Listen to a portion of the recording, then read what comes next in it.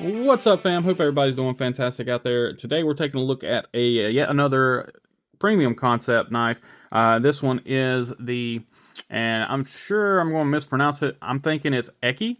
It might be Echis, Echis. I'm not sure. It's named after a snake, so it's no telling how it's pronounced.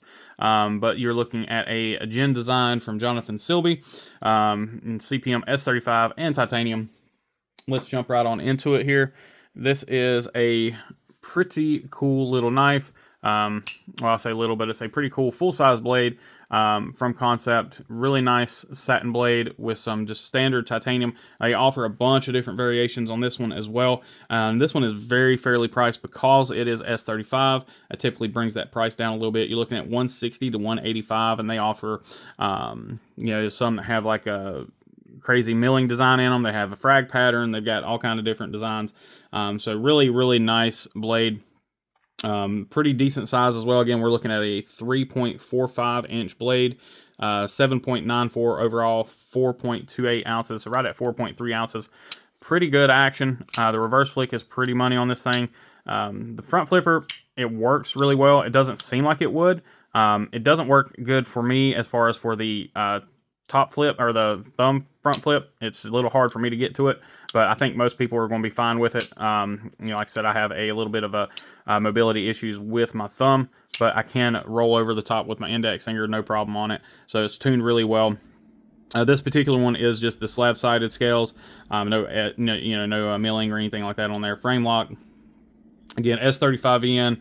So let's go ahead and crack into this thing really quickly here. And there you have your gold accents, and that's kind of a dark wash coating on the handles. I'm not sure if it's just like an actual coating or if it's a sort of a treatment that they did on the titanium. I actually really like the color combination here, and you have a kind of a scalloped back spacer here, half-length back spacer.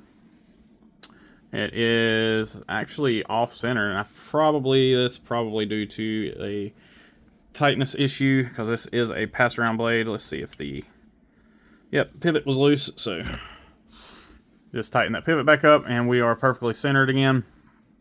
Looking at a really nice pocket clip. I did carry this a little bit. Pocket clip works really well on this. Again, got a really small but functional flipper. Good jimping on your top flipper there.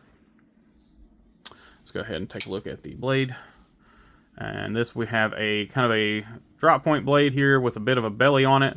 There you can see that's kind of it is a belt satin, but it's a very light belt satin, so it doesn't catch the light quite as well as some other belt satins do from Kansept. But it is a pretty good one nonetheless. It looks like a good blade, and we got the, as they're calling it, the eye hole here on the snake, and then S35 on that side. There's your Gin Designs logo. Again, a really nice clean blade shape. Great job on the sharpening. Again, as what we've seen previously, the plunge grind is really late on this thing, so you can see that reflection from that plunge grind coming in there. So that plunge grind is pretty daggum late, and you're already even getting a little bit of a smile with the factory sharpening. Tip sharpening looks to be pretty good. It's a little off.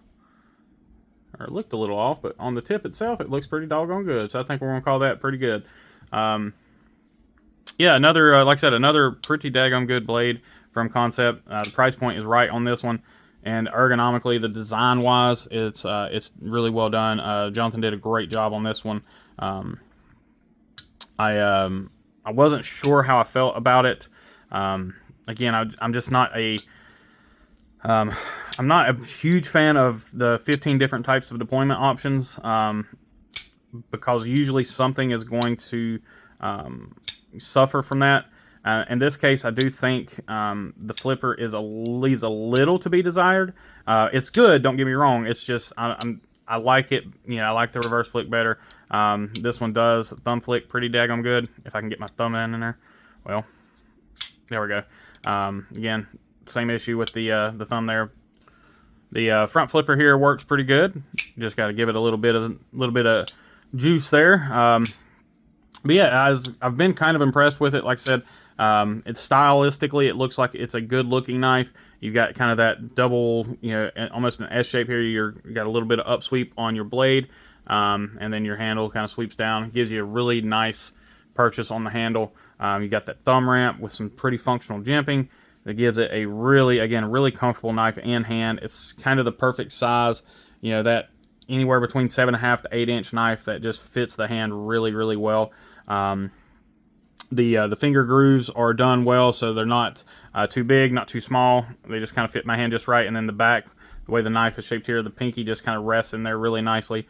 Again, just a really well thought out design from a great knife maker. Jonathan Silby, I know he competed on one of the episodes of Forge and Fire, and this I think is one of his first designs with Kansept. I could be wrong on that, but I do think he did a really great job on this knife in Kansept. As per usual, did a fantastic job with execution. But let me know what you guys think down in the comments. I really look forward to hearing from each and every one of you. As always, please remember to be kind, be humble, and be EDC. Y'all take care.